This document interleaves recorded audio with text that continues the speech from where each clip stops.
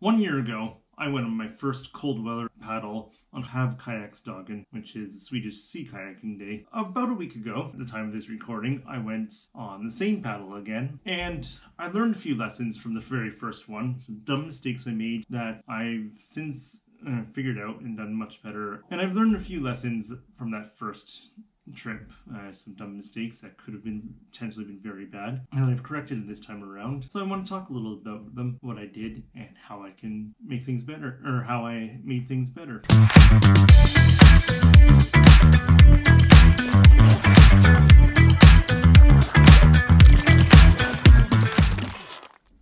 So I made two main key mistakes. The first, I didn't check the time closely enough. I did check it 3 or 4 days in advance, but it got changed in the last couple of days, and I didn't realize that there was a lunch required. So I only had enough food for a snack. So that was my first mistake. I did not have enough food.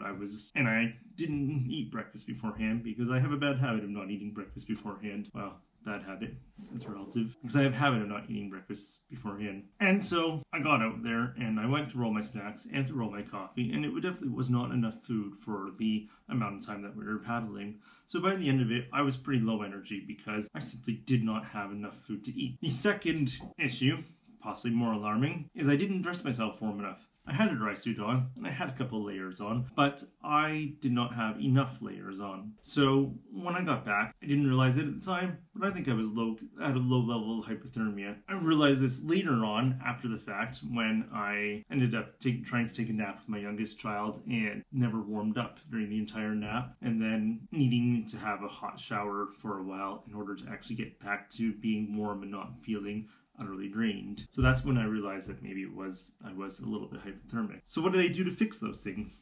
Well, first off, this year I made sure to check the time correctly, so I knew what time and I knew what foods I needed. And then I brought more food than I actually needed, and so I had plenty. In fact, I had enough to share with other people in case they needed some food. So that was the first fix.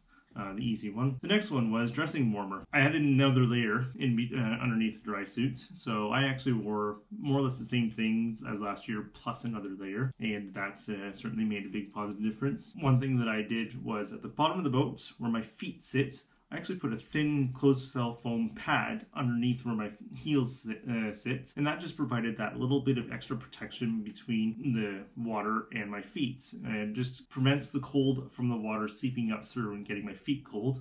And finally, the other changes I made for warmth were on my head and my hands. So on my head, I wore this balaclava along with this hat. This gave me the flexibility to, if I was getting a bit too warm, I could just pull back the balaclava, and it was still around my neck, keeping me warm there, pop the hat on, and when I got a bit colder, it was pretty easy to quickly pull this back up and over, like this, and I was warm and comfortable. I also had another merino wool base layer hat. These are all merino, by the way. Well, this is wool. These two are merino wool, but I had this as well, so I can also put an extra layer in between them in case I needed it for warmth. The other, which isn't as much of a change from last year, so much as I actually used this system for the entire day today instead of switching to my other gloves, was I used these thin 0.5 millimeter gloves, NRS Hydroskin gloves, or 0.5 millimeter neoprene, and I used these NRS toaster mitts, which are 3 millimeter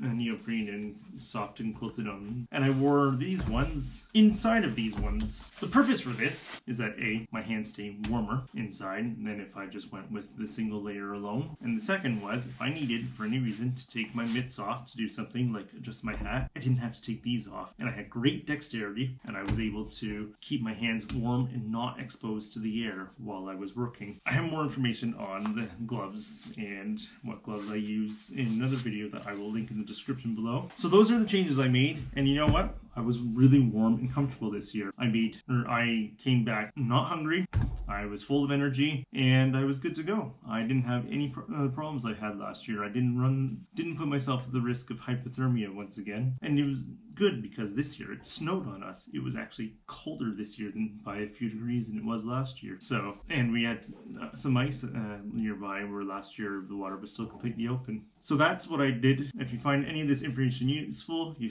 think that anybody would benefit from seeing this video and, learning some tips on how to avoid these kinds of situations in cold water, hit hit the like button so that the video can spread to those people. And if you have any other tips for me that maybe you think I should have done to protect myself in these situations, could you let me know those as well? I'd love to hear them. I'm still very much learning all of this, as you can tell. That's it. Happy paddling.